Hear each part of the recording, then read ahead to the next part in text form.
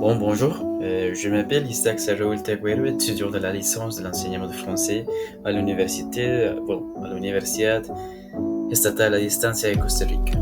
Et aujourd'hui, je vais vous présenter les trois principales méthodes de recherche quantitative, c'est-à-dire la recherche expérimentale, la, la méthode expérimentale, la méthode quasi expérimentale et la méthode non expérimentale.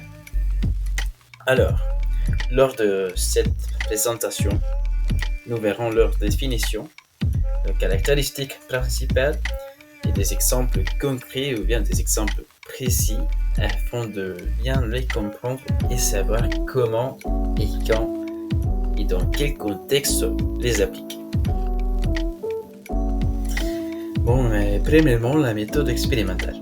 Alors, la méthode expérimentale, il est possible de dire que c'est la plus rigoureuse en termes de contrôle scientifique, car elle repose sur la manipulation volontaire d'une variable indépendante afin d'observer son effet sur une variable dépendante.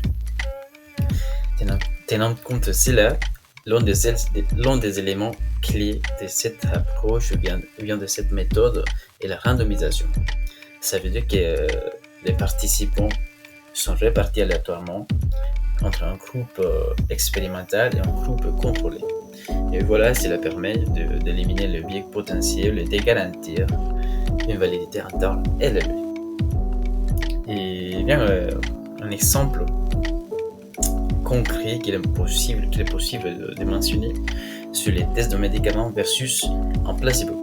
C'est-à-dire que pour tester l'efficacité d'un médicament, on répartit les patients de façon aléatoire. Et par exemple, un groupe expérimental reçoit le médicament et l'autre reçoit le placebo. Une fois l'étude finie, il est possible de comparer comme ça les effets sur les deux groupes. Et comme ça, il est possible de dérouler la méthode expérimentale. Deuxièmement, la méthode quasi expérimentale. Alors, la méthode quasi expérimentale est assez proche de la méthode expérimentale, cependant, elle ne comporte pas de randomisation. C'est-à-dire que les participants ne sont pas répartis au hasard dans les groupes. Alors, cette méthode est souvent utilisée dans des contextes réels où la randomisation n'est ni possible ni éthique. Et voilà, c'est dans des contextes où les chercheurs travaillent avec des groupes préexistants. Et voilà un exemple qu'il est possible de mentionner, c'est la comparaison entre deux écoles. Une école qui est en train d'utiliser un nouveau programme éducatif et l'autre non. Alors après l'intervention, on peut observer les résultats de la même façon que la méthode expérimentale, mais la différence c'est que les groupes dans ces cas-là ne sont pas constitués de manière aléatoire. Et vient troisièmement la méthode non expérimentale.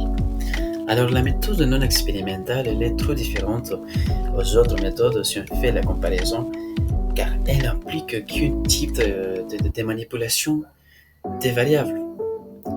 Et dans ces cas-là, les chercheurs observent les phénomènes tels qu'ils se produisent naturellement sans aucun type d'intervention directe.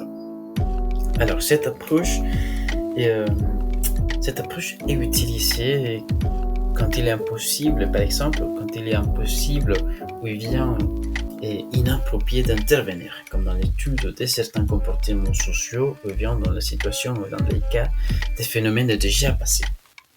Et voilà un exemple qu'il est possible aussi de mentionner, c'est un sondage.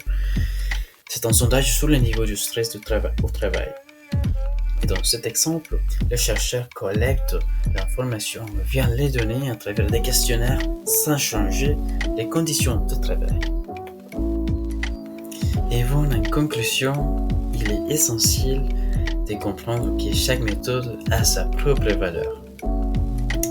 Car il n'existe pas une méthode meilleure que les autres, mais il existe des méthodes plus ou moins adaptées selon les situations ou bien d'après chaque contexte Ici, le plus important, c'est d'identifier clairement la recherche, ou bien la question de recherche, de respecter les contraintes éthiques et de choisir la méthode la plus cohérente selon les objectifs visés.